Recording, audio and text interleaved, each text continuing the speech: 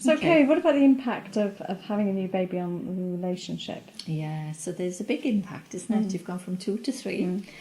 You need to really look at maybe snatching 5-10 minutes, you know, mini dates. We call them mini dates, you know, where you can have a coffee, share how your day's been, you know, catch up, you know, adult time, isn't it? No, baby's asleep.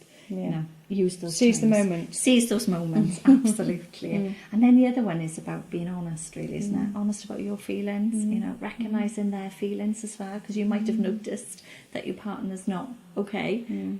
Be brave. Yeah. You know, say you've noticed it, really, you know, and share, like I say, your feelings. And the other one is that your partner might need a different support to you.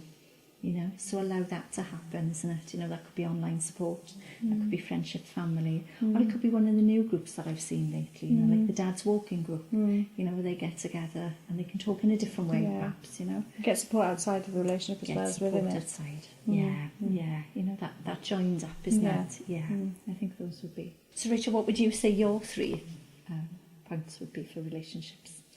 I think the first one for me would probably be about not mind reading, because it's a big thing with couples that we presume our partner knows what we think and feel, and sometimes they don't, and especially with the tiredness, like you mentioned, that actually you're not going to be very good at mind reading. No. So give up the idea of mind reading and actually tell your partner how you're feeling, because there's a way of doing that which is kind of sensitive and not shouty and not in an argument, but communicate with them about how you're feeling. So I think that's my first one. My second one is about accepting that it's okay to be different, that, you know, you're both going to be glad that, you know, you've got this wonderful new life and it's going to be fabulous and you're excited, but you're going to have bad days and you're not necessarily going to have bad days at the same time. So one of you could be really up and one of you could be really down, and that's okay.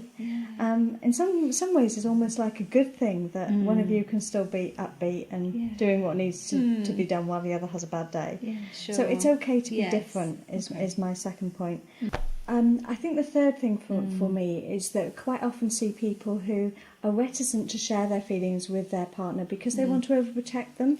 So this is really common where maybe the man doesn't want to overburden the mum because they think, oh, she's just had a baby and she doesn't want to hear me having a moan about things.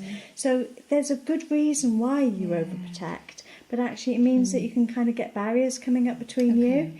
And actually, the funny thing with being able to share your vulnerabilities is it actually encourages your partner to as well. So if you can say, do you know what, I find this thing really hard, then your partner may well say, well, actually, I do too. And then you're being honest and you can like move forward from that.